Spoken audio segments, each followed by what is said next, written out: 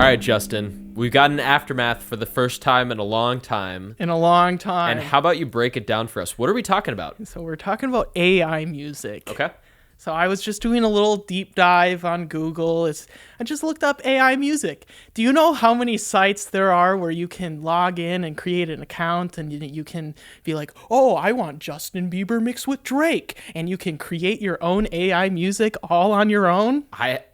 Dude, no, I had no clue. You can click one button and create a 3-minute song of something that sounds fantastic that's never been made before just by using AI synthetic music.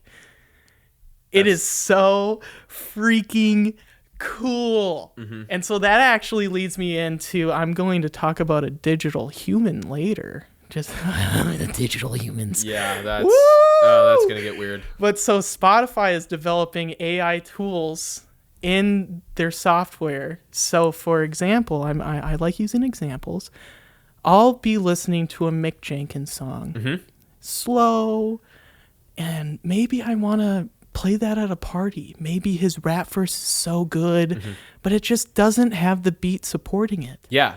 You can click an EDM button and it will make that Mick Jenkins song a remixed EDM. I don't know. I mean, that changes the game. Changes. You can make it an AC/DC rock song with Mick Jenkins verses. Rapping over it. Yeah. I mean, here's the thing. Here's the thing about that, right? It allows so many more people to create and be creative with music. I can't be opposed to that necessarily, but it also means that real musicians... they're still going to be... So you still have to have those main samples. But so, for mm-hmm. example, you have an extraordinary rapper, mm-hmm. someone that's really good at verses, but they need some help with the chorus. Let me just load in Michael Jackson for ya. Right. See, I don't know. I mean, to me, that's kind of like music will change forever, and it probably will no longer be commodified in the way that it's commodified right now. Like, meaning everything being about album sales or buying instruments or selling equipment or buying equipment. There's probably going to be a point at some point where music turns into more of a therapeutic exercise, like what people consider art and drawing. Yeah.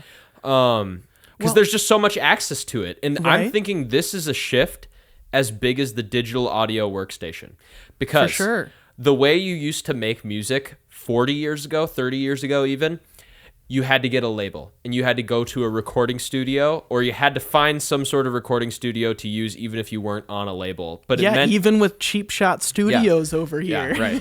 It meant traveling to a place, finding a producer, or just knowing how to use the equipment. Well, an audio engineer, not even a producer. You needed an audio engineer. That's why Jimmy Iovine was so popular back in the day, because you would just stay in there and he knew how to exchange everything. And work through everything, yeah.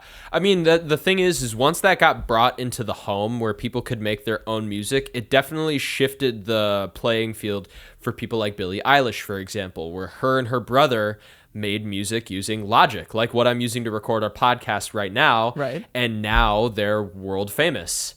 Yeah, and they play shows. They played together on SNL like 6 months ago or something like that, where they were doing a Billie Eilish song acoustic. It was really cool. Yeah, that's sweet. So they're still going to have those acoustic songs because it's so impressive. And we're still going to have artists too, and we're going to still have people making music. It's just going to be way different. People are going to be able to put samples of themselves into a new song and create a remix so easily. Well, it's going to allow people who are not musical to make music. For sure. And then it's going to allow the people that can make music to make so much more. Yeah, it could be. I don't know what will happen with that. It could be that they make more music and the people who just choose to do the music field will make more music and other people will make more music too. Or, I don't know. I could see there also being a disdain for AI tools that make music just because there's this old story of this trumpet player. It's like Freddie Hubbard, I think. But shout out Casey for telling us this. Yeah, this is an old guy from like the 1910s or 20s who used to play a trumpet, and he would put a handkerchief over his trumpet hand, like his fretting hand is what I'm going to call it, even though that's not right. the button pressing hand so that people wouldn't steal his notes or what he was playing. And then what did the white man try to do, Jack? Well, steal it, but also they tried to record it. Yeah. Too, and then he's like, no, I'm not going to let you steal it. No, he basically never wanted to be recorded because he thought that no one would come out to live shows anymore, which that was proven wrong now. I mean, we know that people still go out to live shows. It's just so impressive live. Yeah. But all right, let me make you more confused. Yeah. So there was a new Chinese YouTuber that went live the other month. Mm. And they got millions of views, 15 million in fact. In China or in the US? On YouTube. Okay. But like the YouTube in China or the YouTube in the United States? Well, it's based in China, so it's probably... It's probably the Chinese YouTube, yeah. Okay, cool. So anyways, that's not a real person. Singing, they're singing in the video, they're doing some miscellaneous chores around their apartment. Yeah. And it's not a real person, Jack. It is an AI synthetic person that talks, that sings. And generates music? That generates creative content. Huh. Like not even just music, like other stuff too? Yeah. But like it draws. Music is a part of it. Whoa. Yeah. It can do basically whatever it wants. That's kind of crazy, actually. Yeah. And so the name of it is Gongjun, apparently. Wow. And it made a music video. Yeah. and it's a YouTube creator. Wow. They are, not it. You can't call it it. It's the AI overlords are going to get mad at us. Yeah, maybe. I mean, they'll kill us all at some point, I guess, if they wanted to. This is so absolutely incredible because we're going to get people that produce for a content creator that is AI generated. There's a new podcast coming out. It's called the NFT podcast, and they have 4 NFT people that are digital people that are going to talk about modern America, that are going to talk about things that are coming out, music, whatever's Kim Kardashian's doing.